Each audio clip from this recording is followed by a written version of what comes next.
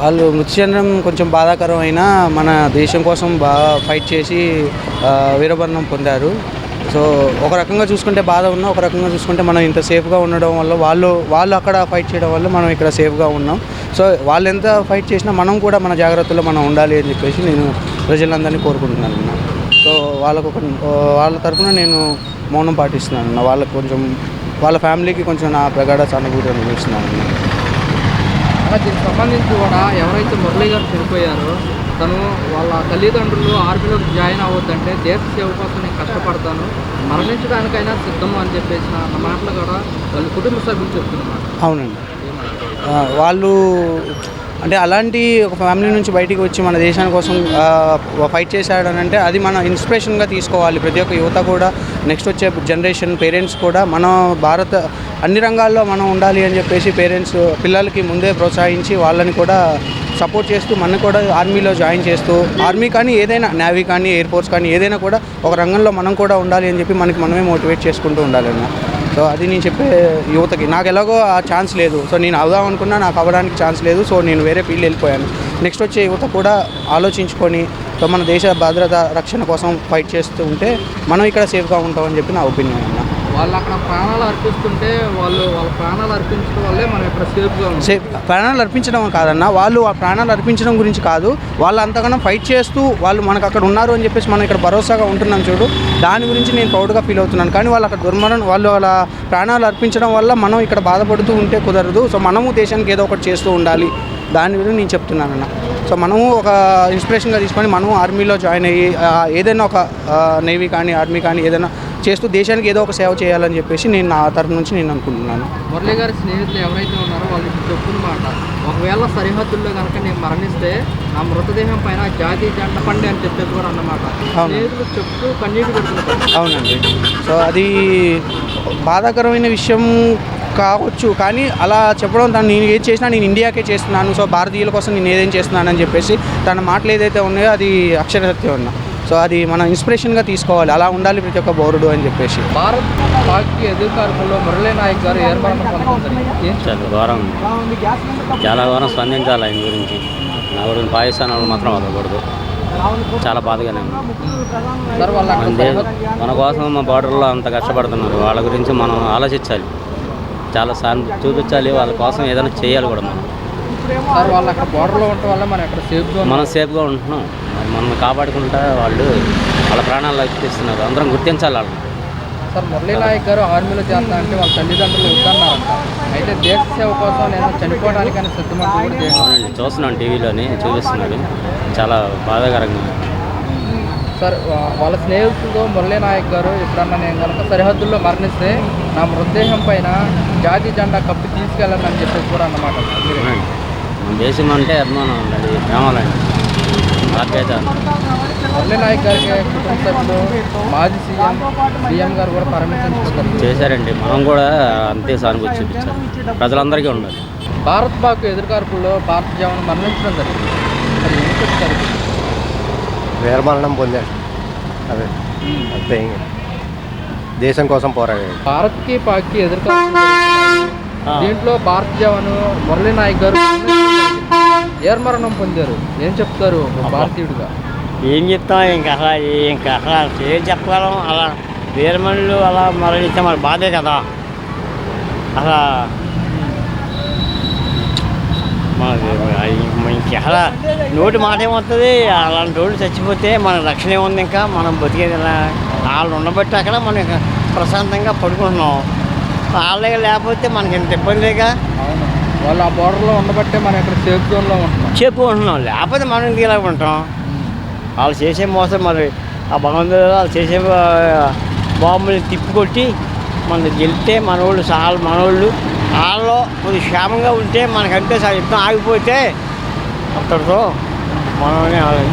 మురళీ నాయక్ గారు తల్లిదండ్రులు మురళీ నాయక్ గారిని ఆర్మీలో చేరొద్దు నువ్వు అని చెప్తే తను దేశం కోసం, దేశ సేవ కోసం కష్టపడతాను, చనిపోవడానికి కూడా సిద్ధం అంటూ కూడా చెప్పిన మాటలు వాళ్ళ తల్లిదండ్రులు గుర్తు చేసుకుని బాధపడుతుంటారు.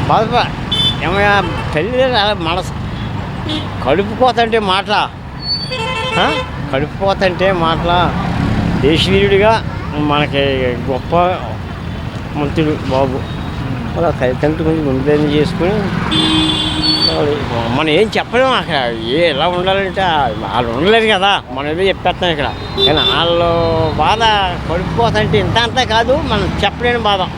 మురళీ నాయక్ గారు స్నేహితులు చెప్తున్నారు, స్నేహితులతో అప్పుడప్పుడు చెప్పేవాడంట, నేను కనుక సరిహద్దుల్లో మరణిస్తే నా మృతదేహం పైన జాతీయ జెండా కప్పండి అని చెప్పేసి కూడా అన్నమాట. మరి కప్పాలి కదా, ఆయన ఏదైనా ఇంత జనం కోసం మన కోసం పోరాడి చేసినప్పుడు జాతీయ జెండా పాతకపోతే ఇంకేముంది అసలు, అంతే కదా. దీనికి సంబంధించి కూడా సీఎం, మాజీ సీఎం కుటుంబ సభ్యులకి ఫోన్ చేసి కుటుంబాన్ని పరామర్శించడం జరిగింది. పరామర్శించాలి. సార్ నమస్తే అండి.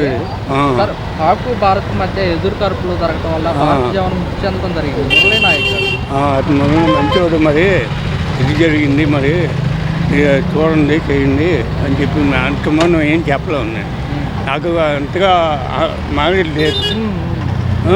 అది చూసి కొంచెం చేయండి, ఇదో ఇచ్చేసుకోండి. సార్ ఇప్పుడు వాళ్ళు అక్కడ బోర్డర్లో ఉంటేనే మనం ఇక్కడ వాళ్ళు ఉంటే సేఫ్టీ ఉంటాం.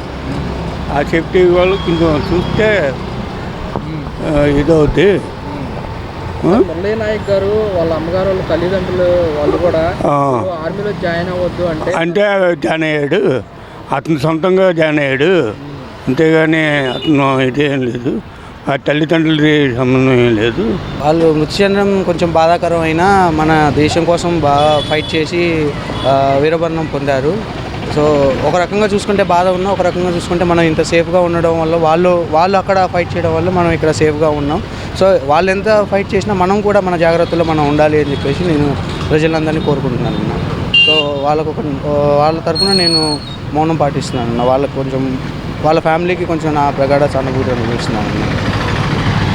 దీనికి సంబంధించి కూడా ఎవరైతే మురళీ గారు చనిపోయారో తను వాళ్ళ తల్లిదండ్రులు ఆర్మీలోకి జాయిన్ అవ్వద్దంటే దేశ సేవ కోసం నేను కష్టపడతాను, మరణించడానికైనా సిద్ధము అని చెప్పేసిన అన్న మాటలు కూడా వాళ్ళు కుటుంబ సభ్యులు చెప్తున్నారు. అవునండి, వాళ్ళు అంటే అలాంటి ఒక ఫ్యామిలీ నుంచి బయటికి వచ్చి మన దేశాని కోసం ఫైట్ చేశాడనంటే అది మన ఇన్స్పిరేషన్గా తీసుకోవాలి. ప్రతి ఒక్క యువత కూడా, నెక్స్ట్ వచ్చే జనరేషన్ పేరెంట్స్ కూడా మన భారత అన్ని రంగాల్లో మనం ఉండాలి అని చెప్పేసి పేరెంట్స్ పిల్లలకి ముందే ప్రోత్సహించి వాళ్ళని కూడా సపోర్ట్ చేస్తూ మనం కూడా ఆర్మీలో జాయిన్ చేస్తూ, ఆర్మీ కానీ ఏదైనా నేవీ కానీ ఎయిర్ ఫోర్స్ కానీ ఏదైనా కూడా ఒక రంగంలో మనం కూడా ఉండాలి అని చెప్పి మనమే మోటివేట్ చేసుకుంటూ ఉండాలన్న.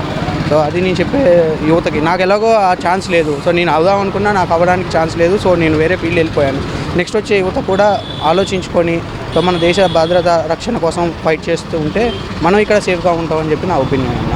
వాళ్ళు అక్కడ ప్రాణాలు అర్పిస్తుంటే వాళ్ళ ప్రాణాలు అర్పించడం వల్లే మనం ఇక్కడ సేఫ్గా ఉంటాం. ప్రాణాలు అర్పించడం కాదన్న, వాళ్ళు ఆ ప్రాణాలు అర్పించడం గురించి కాదు, వాళ్ళు అంతగానో ఫైట్ చేస్తూ వాళ్ళు మనకు అక్కడ ఉన్నారు అని చెప్పేసి మనం ఇక్కడ భరోసాగా ఉంటున్నాం చూడు, దాని గురించి నేను ప్రౌడ్గా ఫీల్ అవుతున్నాను. కానీ వాళ్ళు అక్కడ వాళ్ళు వాళ్ళ ప్రాణాలు అర్పించడం వల్ల మనం ఇక్కడ బాధపడుతూ ఉంటే కుదరదు. సో మనము దేశానికి ఏదో ఒకటి చేస్తూ ఉండాలి, దాని గురించి నేను చెప్తున్నానన్న.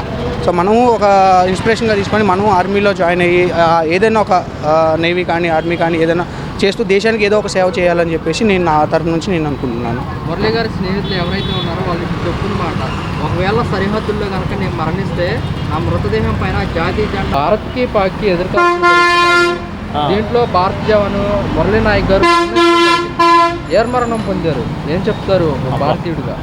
ఏం చెప్తాం, ఇంకా అసలు ఏం చెప్పగలం. అలా వీరమణులు అలా మరణిస్తే మరి బాధే కదా. అలా ఇంకెలా నోటి మాట ఏమవుతుంది, అలాంటి రోడ్డు చచ్చిపోతే మన రక్షణ ఏముంది, ఇంకా మనం బతికేది వాళ్ళు ఉండబట్టి అక్కడ మనం ప్రశాంతంగా పడుకుంటున్నాం. వాళ్ళే లేకపోతే మనకి ఇంత ఇబ్బందిగా. వాళ్ళు ఆ బోర్డర్లో ఉండబట్టే మనం ఇక్కడ సేఫ్ జోన్లో చెప్పుకుంటున్నాం, లేకపోతే మనం ఇంటికి ఇలా ఉంటాం.